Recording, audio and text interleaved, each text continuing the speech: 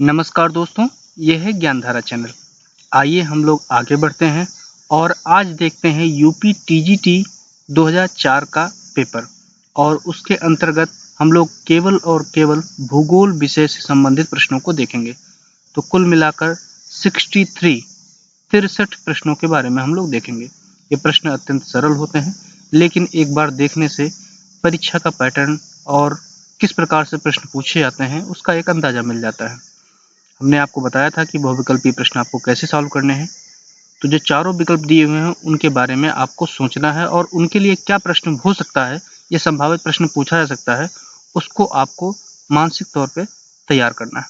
तो पहला प्रश्न पूछा गया है कि भारत एक गणतंत्र राज्य बना 1947 में, 1948 में, 1949 में, 1950 में। तो गणतंत्र पूछा गया है तो 26 जनवरी 1950। ठीक है। अब पूछा जाएगा कि आप बताइए कि स्वतंत्र राज्य कब बना। ठीक है, तो आप कमेंट बॉक्स में बताइएगा। और आपको बताते चलें कि जो भारत में जो संविधान बनकर तैयार हुआ था वो था 26 नवंबर 1949 को। इसीलिए 26 नवंबर 1949 को संविधान दिवस मनाया जाता है। अगला प्रश्न पूछा गया है कि पृथ्वी सूर्य से कितनी दूरी पर स्थित है। 14 crore 96 lakh, 19 crore 46 kilometre, 19 crore 46 lakh kilometre, 19 crore 64 lakh kilometre, 14 crore 69 lakh kilometre. तो आपको मालूम है लगभग 15 करोड़ किलोमीटर है। तो यहाँ पे जो पहला विकल्प दिया हुआ है 14 करोड़ 96 लाख किलोमीटर। ठीक है, तो ये आपका विकल्प सही हो गया। अगला प्रश्न पूछा गया है कि निहारिका क्या है। एक तप्त गैस का बादल, एक तप्त गैस का गोला, धूल और मिट्टी के कणों का मिश्रण, इनमें से कोई नहीं। तो आपको मालूम होगा कि निहारिका एक तप्त गैस का गोला है। ठीक है। अगला प्रश्न पूछा गया है कि भूमध्य सागरीय जलवायु का विस्तार भूमध्य रेखा के दोनों ओर महाद्वीपों के पश्चिमी भागों में कितने अक्षांशों पर पाया जाता है। तो अब देखिएगा, कहा जा रहा है कि भूमध्य रेखा के दोनों ओर मतलब उत्तरी गोलार्ध और दक्षिणी गोलार्ध और महाद्वीपों के पश्चिमी भाग पर, समझ रहे हैं, तो कितने भागों में पाया जाता है आप गेस करिए, आप बताइए। तो विकल्प दिए हुए हैं 28 डिग्री से 30 डिग्री, 30 डिग्री से 38 डिग्री, 30 डिग्री से 40 डिग्री, 35 डिग्री से 50 डिग्री। तो 30 डिग्री से 40 डिग्री और 30 डिग्री से 45 डिग्री तक पाया जाता है। ठीक है। इस जलवायु की सबसे बड़ी विशेषता यही होती है कि इसमें वर्षा में ऋतु होती है। ठीक है, ज़्यादातर। और इसका जो विस्तार पाया जाता है वो भूमध्य सागर के आसपास के देशों में, यूरोपीय जो दक्षिणी यूरोपीय भाग है वो, उत्तरी अफ्रीकी भाग, साथ में दक्षिणी कैलिफोर्निया, मध्य चिली, दक्षिणी ऑस्ट्रेलिया और दक्षिणी अफ्रीका का दक्षिणी भाग। ठीक है, ये इन क्षेत्रों में ज़्यादातर पाया जाता है। अगला प्रश्न है कि भारत का देशांतरी विस्तार 68 डिग्री 7 मिनट पूर्व, 97 डिग्री 25 मिनट पूर्व है। इसका अक्षांशीय विस्तार क्या होगा। तो देशांतरी विस्तार दिया हुआ है तो अक्षांशीय विस्तार आप बता दीजिए। तो विकल्प दिए हुए हैं, आप देख लीजिए। 12 डिग्री 4 मिनट से लेकर 37 डिग्री 6 मिनट उत्तर तक, 8 डिग्री 4 मिनट से लेकर 37 डिग्री 6 मिनट उत्तर तक। तो उत्तरी गोलार्ध में चूंकि भारत है तो इसलिए 8 डिग्री 4 मिनट से लेकर 37 डिग्री जो है 6 मिनट तक। ये आपका विकल्प सही हो गया। अगला प्रश्न पूछा गया है कि मानचित्र रचना में अक्षांश एवं देशांतर रेखाओं का उपयोग सर्वप्रथम किस देश के विद्वानों ने किया था। चीनी विद्वानों ने, भारतीय विद्वानों ने, यूनानी विद्वानों ने, मिस्र विद्वानों ने। तो यूनानी विद्वानों ने किया था, ग्रीक विद्वानों ने किया था।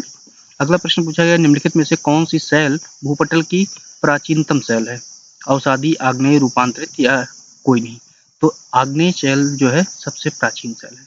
अगला प्रश्न पूछा गया है कि उत्पत्ति की प्रक्रिया के आधार पर आग्नेय शैलों को निम्न किन दो विभागों में विभाजित किया जाता है। अंतर्वेदी शैलें या बहिर्वेदी शैलें, अम्ल प्रधान, क्षार प्रधान, बड़े कणों वाली और सूक्ष्म कणों वाली, या विस्फोटक प्रकार की और शांत। तो अंतर्वेदी और बहिर्वेदी भागों में बांटा जाता है। इग्नियस मतलब इंट्रूजिव एंड एक्सट्रूजिव। ठीक है, ये होता है। अगला प्रश्न पूछा गया कि ज्वालामुखी उद्गार के समय मोड़कर पर्वतों की अपनति एंटीक्लाइन एंड अभिनत सिंक्लाइन में लावा का जमाव हो जाता है। इस प्रकार बनी आग्नेय शैल को क्या कहते हैं। लैकोलिथ, बैथोलिथ, लोपोलिथ और फाइकोलिथ। तो जब एंटीक्लाइन और सिंक्लाइन की जैसी कंडीशन बनती है तो हमेशा याद रखना है फाइकोलिथ बनता है। ठीक है। और आप मुझे बताइएगा कि अगर तस्तरी नुमा आकृति बनती है तो उसे क्या कहते हैं, आप कमेंट बॉक्स में पोस्ट करिएगा। और इन चारों में अंतर आप पूरी तरह से तैयार कर लीजिएगा। मैं आपको हिंट के लिए बता दूं कि एक में जो है गुंबदाकार आकृति बनती है। अब आप चारों में से सोचिएगा कि क्या बन सकती है। एंटीक्लाइन और सिंक्लाइन जो बनता है वो फैकुलस में बनता है। तस्तरी नुमा जो आकृति बनती है वो किस में बनती है, वो आप सोचिएगा। तो ये सब चीज़ें आप दिमाग में तैयार कर लीजिए और इन्हीं में से प्रश्न घुमा के आपसे पूछे जाएंगे। अगला प्रश्न है कि विश्व की सबसे लंबी रिफ्ट घाटी है भारत की नर्मदा घाटी, दक्षिणी कैलिफोर्निया की डेथ वैली, जॉर्डन नदी की घाटी, दक्षिणी ऑस्ट्रेलिया की स्पेंसर की घाटी। तो जो सबसे बड़ी है वो है जॉर्डन नदी की घाटी, ठीक है, जो कि पूर्वी अफ्रीका से होकर जो है सीरिया तक विस्तृत है पश्चिम में, ठीक है। अब जो है अगला देख लेते हैं प्रश्न कि वह जब ज्वालामुखी मुख का विस्तार अत्यधिक हो जाता है तो उसे क्या कहते हैं। ज्वालामुखी शंकु, वोल्केनिक कोन, काल्डेरा, ज्वालामुखी गर्त, वोल्केनिक क्रेटर या इनमें से कोई नहीं। तो जब मुख विस्तार हो जाता है तो क्या हो जाता है, काल्डेरा कहलाता है। पहले वो शंकु रहता है, फिर बाद में वो काल्डेरा हो जाता है।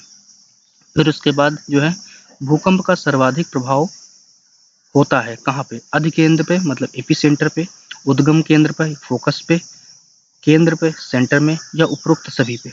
तो सबसे ज्यादा जो होता है प्रभाव वो होता है अधिकेंद्र पे।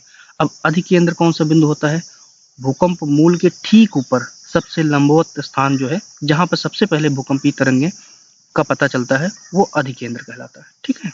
और भूकंप मूल क्या होता है, जहां से भूकंपीय तरंगे सबसे पहले शुरू होती हैं, जहां से भूकंप का उद्गम होता है, तो वो जो है उद्गम केंद्र या फोकस कहलाता है, न्यूक्लियर कहलाता है। अगला प्रश्न है कि सुनामी लहरें अधिक सक्रिय रहती हैं, कहाँ रहती हैं, उत्तरी प्रशांत महासागर में, पूर्वी प्रशांत महासागर में, दक्षिणी प्रशांत महासागर में या पश्चिमी प्रशांत महासागर में।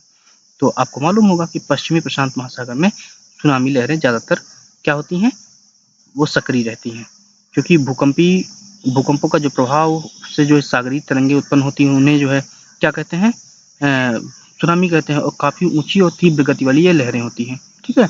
और सुनामी आमतौर पर प्रशांत महासागरीय तट पर, जिसमें अलास्का, जापान, फिलीपींस, दक्षिणी पूर्वी एशिया के दूसरे द्वीप, इंडोनेशिया और मलेशिया तथा हिंद महासागर में म्यांमार, श्रीलंका तथा भारत के तटीय क्षेत्रों पर ज्यादातर होती है। अगला प्रश्न जो पूछा गया उसको देख लेते हैं।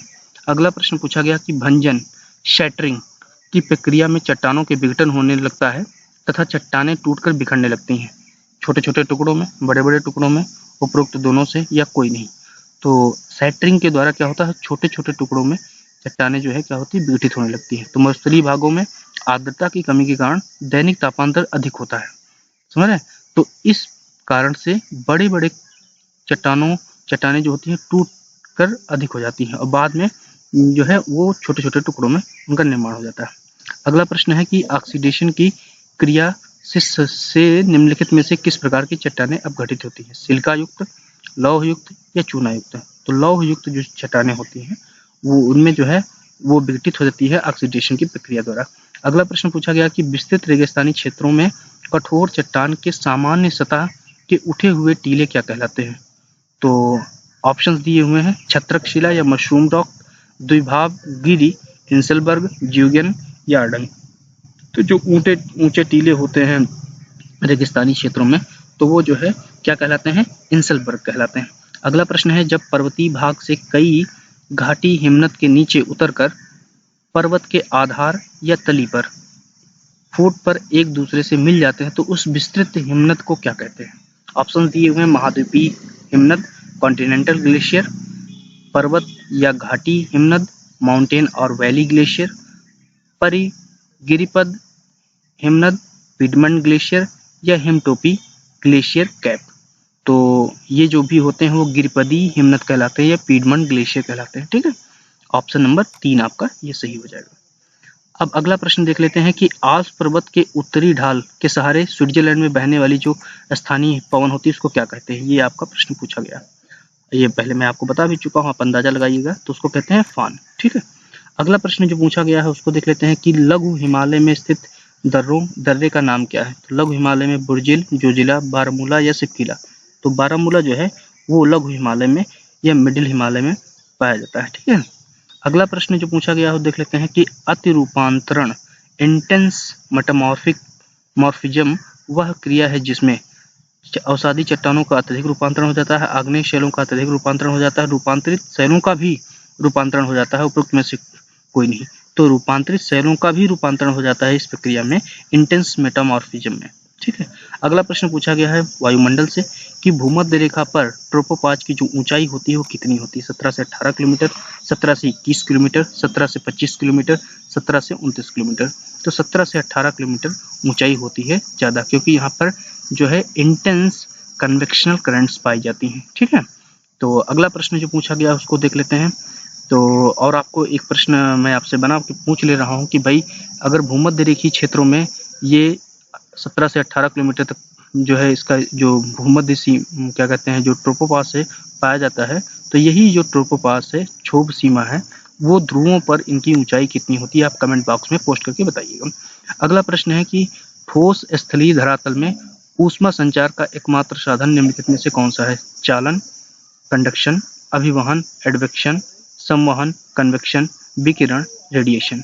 तो आप बताइए। तो चालन के द्वारा मतलब कि एक कण दूसरे कण में ऊर्जा ट्रांसफर करता रहता है, तो वो चालन प्रक्रिया के द्वारा होता है। अब इन चारों में अंतर क्या है वो आप दिमाग में सोचिएगा। आपने पहले से पढ़ा होगा, नहीं पढ़े तो बाद में हम लोग जब लाइव लेक्चर्स पे आएंगे तब फिर हम लोग बात करेंगे। अभी केवल हम लोग पेपर देखेंगे किस प्रकार से प्रश्न पूछे जा रहे हैं, बस वही।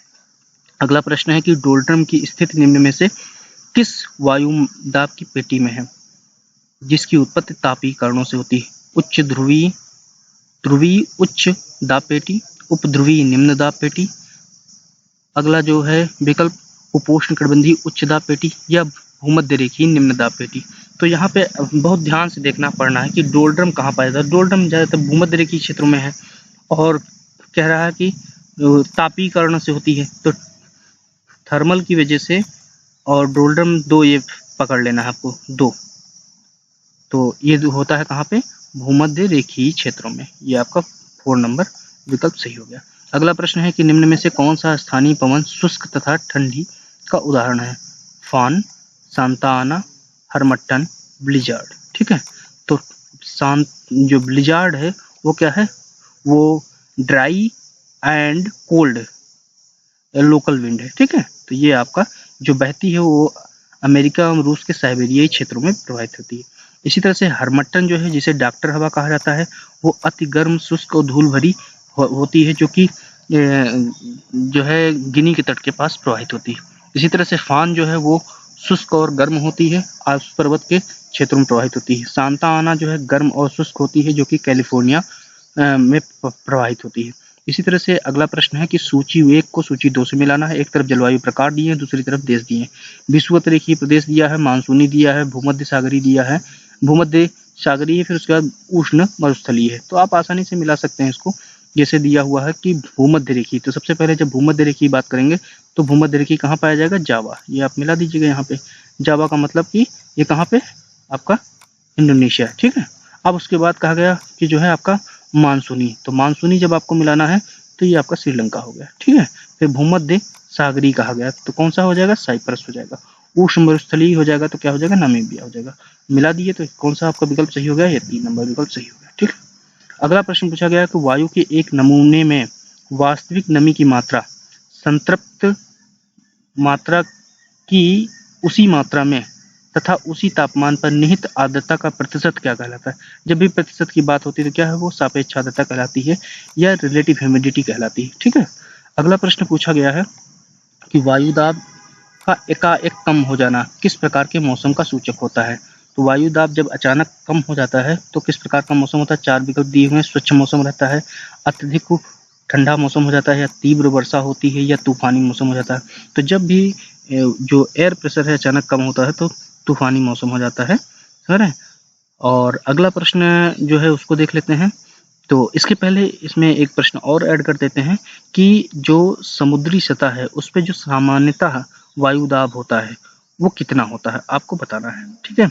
तो आपको एक हिंट दे देते हैं कि 45 डिग्री अक्षांश पर, औसतन 45 डिग्री अक्षांश पर जो समुद्री सतह है उस पर वायुमंडल जो वायुमंडलीय दाब है वो 1013.25 मिली बार होता है। अब आप बताइए कितने पाउंड होता है, ये आप बताइएगा। ठीक है। तो अगला देख लेते हैं, यदि भारत के कर्क रेखा के स्थान पर विषुवत रेखा होती तो यहाँ की जलवायु पर जो प्रभाव पड़ता वो क्या होता, कि अत्यधिक ताप होता, कम वर्षा होती, अत्यधिक ताप होता, अधिक वर्षा होती, कम ताप होता, कम वर्षा होती, कम ताप होता, अधिक वर्षा होती। तो सिंपली है कि इक्वेटोरियल रीजन की आपको विशेषता मालूम है, तो क्या होता है वहाँ पे, हाई टेम्परेचर होता है, हाई रेनफॉल होती, तो अधिक ताप और अधिक जो है वर्षा वाला जो क्षेत्र है वो होता है। ठीक है, ये आपका हो गया। ठीक है, अगला प्रश्न पूछा गया है जलमंडल से, देख लेते हैं, निम्न में से कौन सी हिमानी जलोढ़ निक्षेप जो है ग्लेशियो फ्लूवियल डिपॉजिट का उदाहरण प्रस्तुत करती है? मोरेन, फ्योर्ड, हिमानी, धौल मैदान, ड्रमलिन। तो जो हिमानी धौत मैदान होता है, ग्लेशियर आउटवाश प्लेन होता है, वो जो है फ्लूवियो ग्लेशियर या ग्लेशियो फ्लूवियल डिपॉजिट का उदाहरण होता है। ठीक है, अब आपको ये भी बताते चलें कि जो फ्योर्ड बनता है वो हिमानी अपर्दन द्वारा बनता है, मोरेन जो है और ड्रेमलिन है वो हिमोड निक्षेप द्वारा बनता है। अगला प्रश्न है कि गंगा का डेल्टा निम्न में से किस प्रकार के डेल्टा का उदाहरण प्रस्तुत करता है? तो गंगा का डेल्टा जो है चापाकार है। ठीक है, अब आप बताइए पंछी नुमा कौन सा डेल्टा होता है, आप मुझे बताइएगा। ठीक है, पंछी नुमा डेल्टा का एक उदाहरण आप बताइएगा किस नदी द्वारा बनाया जाता है, आप कमेंट बॉक्स में पोस्ट करिएगा। कमेंट बॉक्स में पोस्ट करिए तो जिससे हमको पता चल सके कि आप पढ़ाई कर रहे हैं कि नहीं कर रहे हैं। ठीक है, अगला प्रश्न है कि विश्व का सबसे गहरा गर्त कौन सा है? चैलेंजर, मैरियाना, स्क्वायर और टोंगा। तो मैरियाना सबसे गहरा गर्त है जो कि 11,033 मीटर गहरा है।